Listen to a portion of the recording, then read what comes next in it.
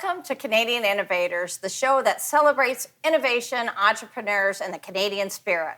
I'm Jocelyn Bamford, and every week we introduce a new entrepreneur, tell their stories, and unpack the challenges of keeping jobs in Canada, as well as discussing potential solutions for job growth and prosperity. Today, it's the Grey Cup edition. We're going to talk Grey Cup and how Canadian innovators contribute to sports, not only in Canada, but around the world. Joining us to discuss this today, back for a return engagement, is Steven Foxcroft, Vice President of Fluke Transport, and he's brought his father, a Canadian icon, author of the new book, The 40 Ways of the Fox, and the innovator not only in business, but in sports. Ron Foxcroft is the President and Chief Executive Officer of Fox 40, and I can say that Ron is the only person I have ever met that has had tea with the Queen. Welcome to the program, gentlemen. Jocelyn, good to be here. Well, Ron, tell us, what is it like to have tea with the Queen? Amazing. It wasn't on the bucket list. And how I got there was tragic. I'm the honorary colonel of the Argyle Regiment, and Corporal Nathan Cirillo got gunned down while he was doing ceremonial duties in Ottawa at the War Memorial Museum, a monument. And it happens to be that Her Majesty is the Colonel-in-Chief of the Argyle Regiment in Hamilton, Ontario, Canada. So basically, my boss. So after we did the funeral, the largest military funeral in the history of Canada, she emailed us and said, check your calendar and come on to my apartment in Buckingham Palace, and I want to express condolences to the Cirillo family. She picked May the 19th, 2015, happened to be Steve, my son's birthday. So we went there, and it was absolutely glorious. Buckingham Palace, we got briefed for 2 hours the night before. We got briefed for 2 hours by 6 ladies in waiting. We went in, the Queen said, you have 10 minutes. We were there an hour. She knew everything about the Argyles, and something that choked me up, she said, the best trained reservist soldiers in the world are Canadian, and we're Canadian. And that choked me up. And after she expressed her condolences, she said, do you want to see my garden? We ended up there for an hour, and she then said to me, Colonel, did you bring those Canada geese to poop on my lawn? And I said, Your Majesty, here's a Fox 40. She put it in her mouth and said, this is better than a shotgun, thank you. She's great, she's well-versed, she's got a sense of humor, she's brilliant. Well, quite an honor, and you have had several honors from the Canadian government. You have the Order of Canada, and you have a new book out called The 40 Ways of the Fox, which I think is a great title. But I know it's Grey Cup Sunday, so I know we want to have a quick chat. Right. You guys are very involved in all things sports, and with the Grey Cup, we only have about a minute and a half left. Tell us about what you're doing for the Grey Cup, and give us your predictions for the game. Okay, first of all, 40 Ways of the Fox. Everybody should get it at fox40shop.com. And they get a free Fox 40 whistle with it. The Grey Cup. I'm cheering for the referees. And now, first of all, I won't predict. All I'm going to say is if you have 4 turnovers in a Canadian Football League game, it's about big plays, not having 4 turnovers, and winning the play on the line. Whoever does all that is going to win this game. But we do something very unique. This is the 24th straight year.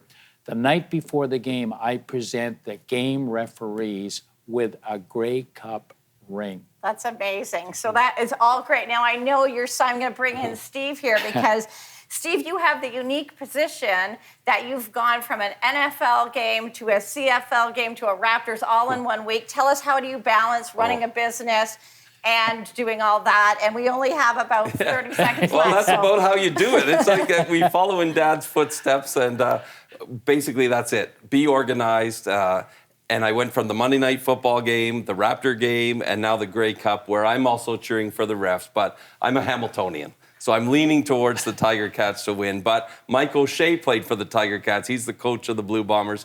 we know he'll have his team ready. So we're just ready for it and anticipating a great game. Well, awesome. When we come back, we're going to hear all about Fox 40 and your transition and growing the company. So stay tuned. Don't go away. We'll be right back.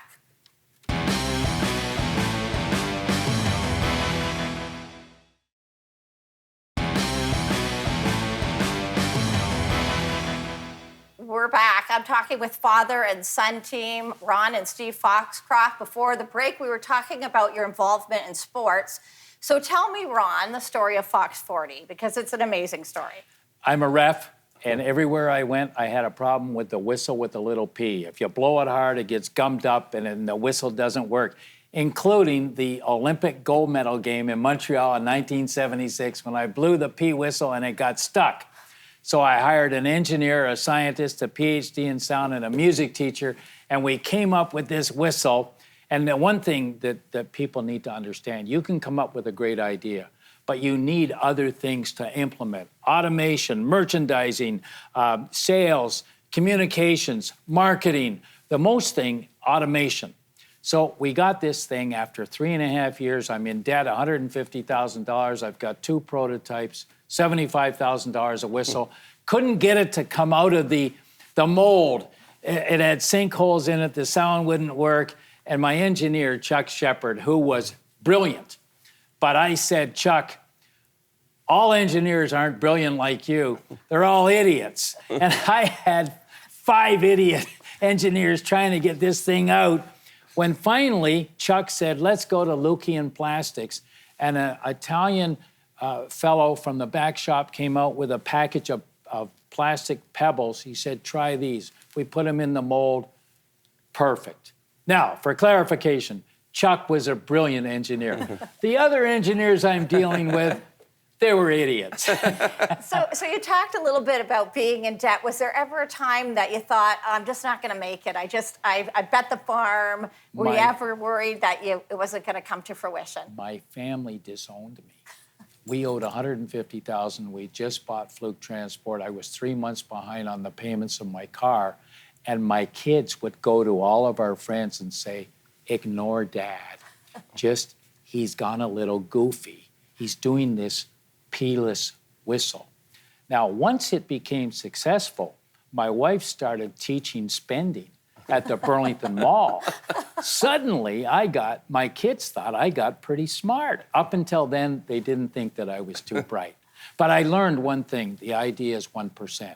The automation, the advertising, the marketing, the merchandising, the promoting, hiring people smarter than you. Chuck Shepard, the engineer that did most of this design, is an example of hiring people smarter than you. And now people running the company, like my son Steve, like my son Ronnie, like my son Dave, my 2 grandkids, they're smarter than me at what they do. And that's the secret.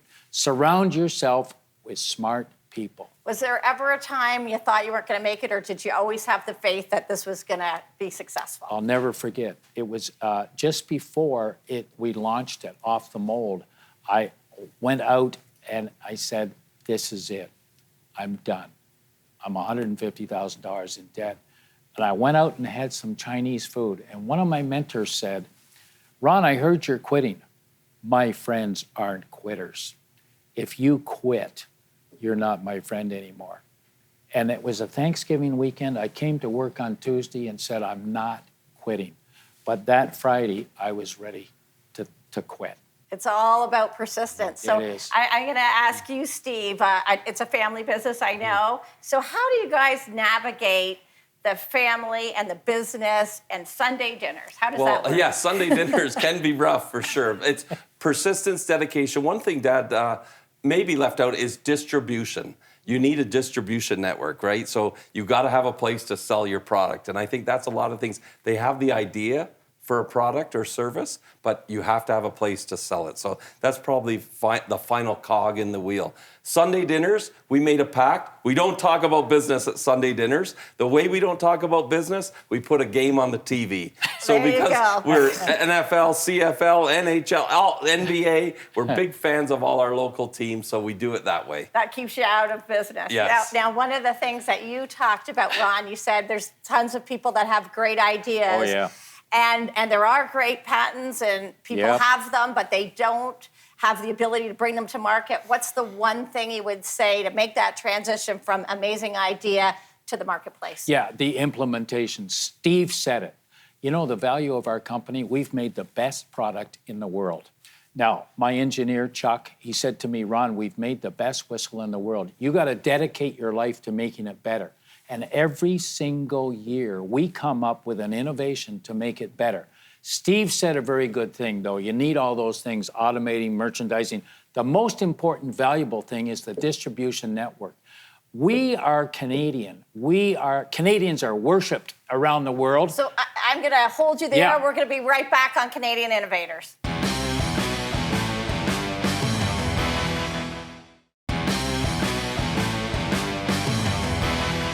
Welcome back. I'm Jocelyn Bamford. My guest today is Ron and Steve Foxcroft of Fox 40 Whistles and Fluke Transports. Now, before we went to the break, Ron, you were talking about the secret to getting from great idea to implementation. Carry on with your thought. Steve brought up the fact that distribution network, we're in 140 countries, but Canadians generally are worshipped.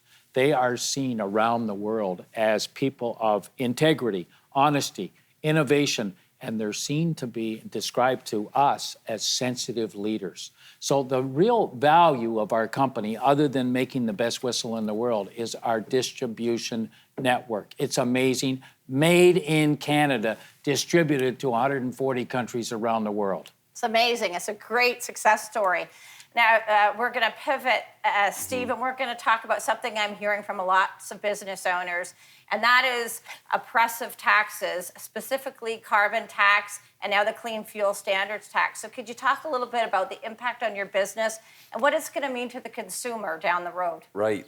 You've really hit the nail on the head there, Jocelyn. With the pandemic, the government has been helpful to many of us, right? They've been helpful to business. They've been helpful to individuals. But that money has to come from somewhere. And I think what they try and do is put in sneaky little taxes that we don't see. And how do they do that? Through business. You mentioned the carbon tax. That's one that is a perfect example of what we're talking about here, and it is oppressive. I love the word you use to describe it. We're a medium-sized trucking business, so there's lots of companies like us out here. In the next year, we're going to take on $70,000 extra in expense that is just tax, that is just going to the government they'll control how it's spent. How do we get it back? Well, we have to go to our customers and pass it down the line. Where do they get it back? Well, all of us.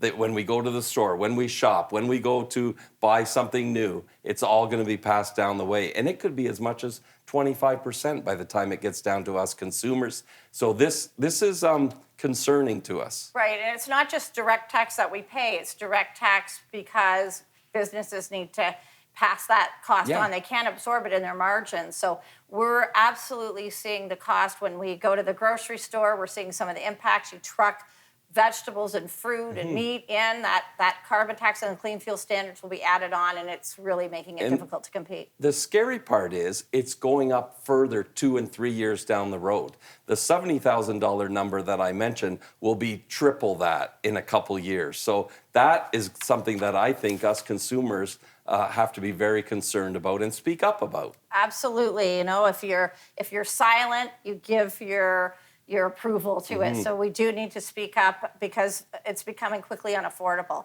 So another challenge that we're hearing from very many businesses is the lack of skilled trade. How is that impacting your business at Fluke? Very much so, and especially with young people, we find. Young people, it's not only the skill, but just the ability to do physical labor. I think a lot of them just want to sit at a desk or a computer because that's what they grow up on their phone and video games nowadays, and we got to get away from that. We have to get back to physical. That's how the country was built, right? With hands-on work. So it's a challenge. The cost of it is also a challenge. We find now when we hire someone off the street, they're demanding the wage of someone that's been with our company for 10 years or more. So I think there's an HR crisis in the country right now that has to be looked at and addressed. Right, absolutely, and we're seeing that all over. Ron, what about Fox 40? How are you seeing that lack of skilled trade, and what are your biggest challenges to running the Fox 40 chain? HR and high taxes and information technology. Basically, we have to make a profit. And a lot of people have the misconception because you're in business and they think because you make a profit, you're going buying sailboats and sailing around the Caribbean. That's not true. We make a profit and then we take that profit and reinvest it in capital expenditures, technology expenditures, and HR expenditures, meaning training for our individuals. And then we're taxed. Before we invest in any of those things that I described, we're taxed at 54%. We got to deal with that. I think if I was in the government, I'd never get elected because I would want to be responsible for fiscal responsibility. That's not going to ever get you reelected. They want to hear what candy you're going to give out. But I would look at, and you never hear this, Jocelyn, let's lower the taxes for business to encourage business to employ people. When they're employed people, they're not taking money from the trough. They're in turn paying taxes to the government. Let's lower the taxes so they can invest in technology, HR, and capital expenditure.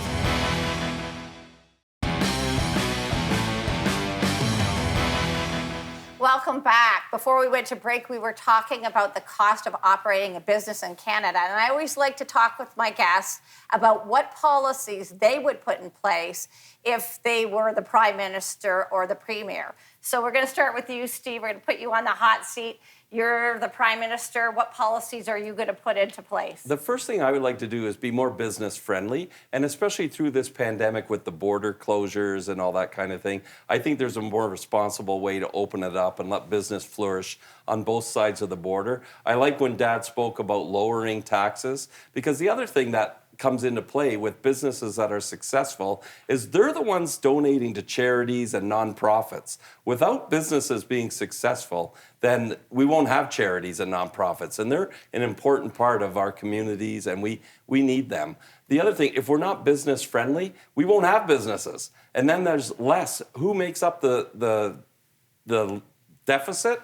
The businesses that are surviving. So I think that's very important. If I was elected, I think we got to get people who don't need the job of a politician, because as soon as they're elected, they're just worried about getting elected again and keeping their job, basically.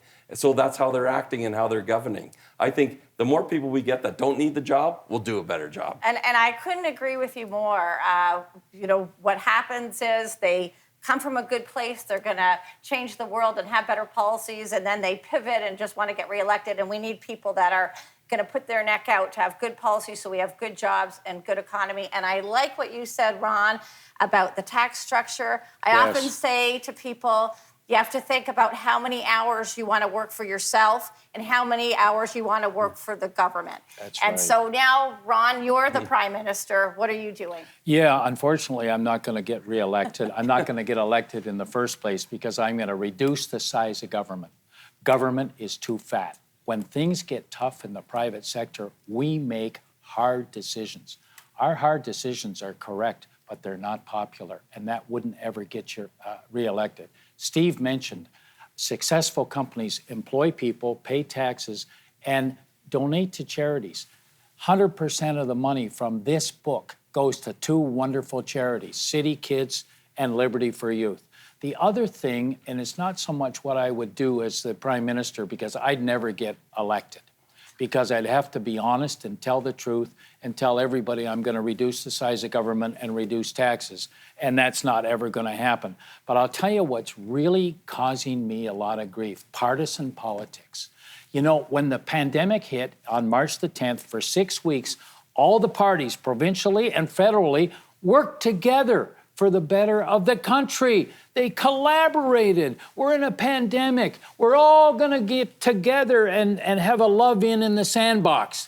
Then 6 weeks later, we went right back to partisan politics, where we have a leader in this province that she protests the sun coming up in the morning. So if I'm the prime minister and I say the sun's coming up in the morning, this person is going to say it's not. And in other words, this person disagrees with everything that the party in power says because this person wants to be in power. Partisan politics is one of the biggest problems we have in the country, in the province today. Now, they don't have that. We're taping this in St. Catharines. Wonderful mayor, fiscally responsible, Walter Senzik.